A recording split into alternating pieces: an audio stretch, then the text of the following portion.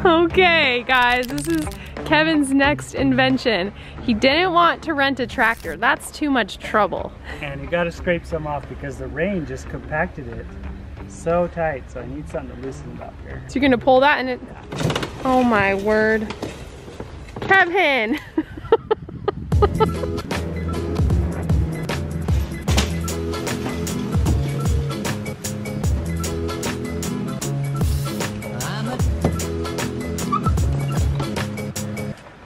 Craft or crap?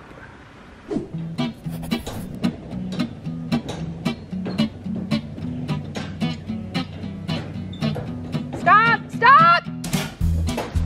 Okay, today we are going to fill the stalls with our sand and agriculture lime and then lay the mats down. This is really exciting because I'm so sick of this dirt. I cannot wait till it's nice and flat and smooth and cleaner. Spreading it out. Yeah. There's all sorts of materials that you can lay under horse mats, or in our case, goat mats. But I settled on sand and agriculture lime because it'll help with drainage, because let's face it, pee is definitely gonna get under these mats. Don't worry, we have masks on. So. The lime's gonna help as a deodorizer and a disinfectant. The sand's gonna help with drainage, and hopefully, yeah, those things together will keep it decent under here. We opted for a manual tamper and we decided to just eye it, you know? We figured we're not putting big horses in these stalls, so our little miniature goats should do just fine, even if it's a little bit off. Before we laid the mats down though, I put a little sprinkling of sweet PDZ, which is just a natural barn deodorizer. I don't know what I'd do without Kevin though, because these mats are so heavy. We got it just in the right corner and straightened it out. It was perfect. We have a little piece at the end though we need to fill, so Kevin cut a little section and then did a little bit of trimming work to get it to fit perfectly in this space.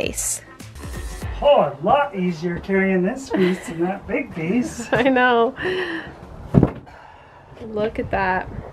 So the width was good, but the length wasn't quite long enough, so we had to buy an extra one and cut that little piece. But still, that's pretty good. That's pretty good for finding something that fits it exactly. We thought we'd have to do a lot more little pieces. But yeah, it's pretty good. We did a pretty good job leveling it. Just don't come walk on it, because you'll probably notice the little divots. If we have to lift it up and add more sand or something, we'll be good. All right, let's see if they like it.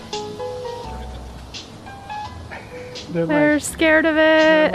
It looks like A mat.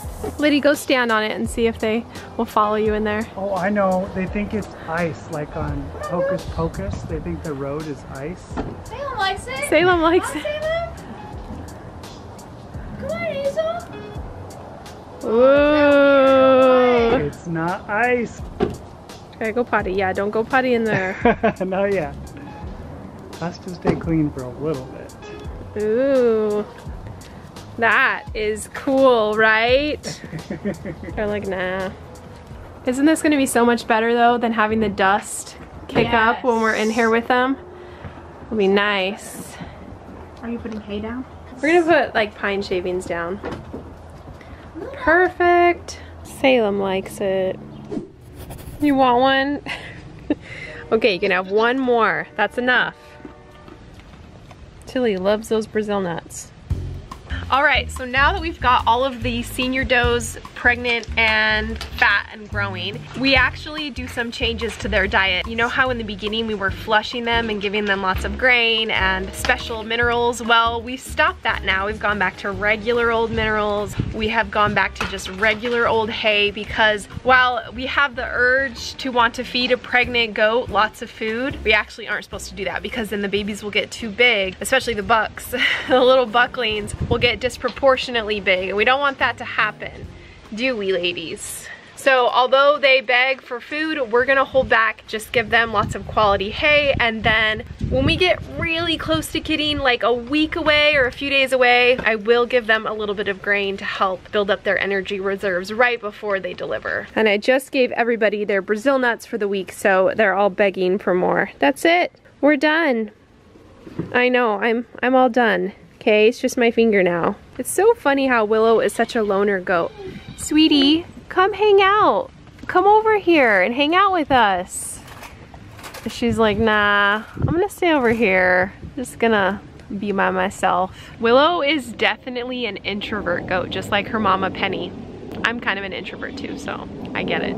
But look how fat all the mamas are getting. Tilly is looking pretty big. She still has a month or 6 weeks. Olive is looking big, per usual. Tatum's looking pretty good. Daphne's probably looking the biggest. Let's look at you, Hazel. How do you look? A little bit thick, huh? Luna, you look great as always. Harley, did you come visit us? Come here, kitty kitty. Come here. She never visits us. She just does her own thing. If you'd like to learn more about all the different things that we feed our goats, all the minerals, I've got a whole website filled with articles on it, but I'll link to it right here so you can get to it quick if you want to. I should get an award or something because my rosemary bush survived a full year in Arizona, which is like unheard of. But today we're gonna use a few sprigs and a couple lemons from our Meyer lemon tree in the front yard orchard to create a beautiful cake. Yes guys, that's right, I am baking today. I'm usually one to make more savory dishes, and when I saw this recipe for an olive oil rosemary lemon cake, I thought that's almost savory. So we'll prepare the rosemary sprigs by taking off the leaves and mincing them up really finely. Right at the end, after we add the olive oil, I'll add a little bit of the rosemary. I was a little bit nervous at how strong this would be, but we're just gonna go for it.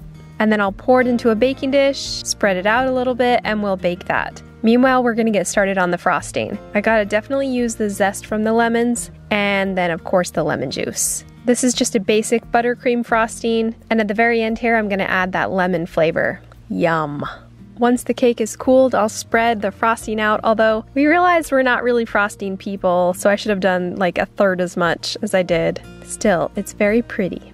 And then we'll top it with a little bit of garnish, so it looks all beautiful and rustic. And that's it. This was actually a really fun cake to make. It definitely had sort of a rustic flavor. So I've got the recipe for you. Just click on the link in the description below and try it out. Let me know what you think. Look, Kevin. So Tilly and Luna are sleeping together. Oh my and God. Tatum wants to come lay next to him, but Luna keeps biting her. She's like, you're not in the old lady club. Oh, that's true. Get out. Tatum's gonna try, watch. Just gonna scooch in here. Yeah, she's my mom. Get out of the way, Luna. There she goes. The second I move the camera away, they're gonna, oh. She's like, fine, I'm leaving. Yeah.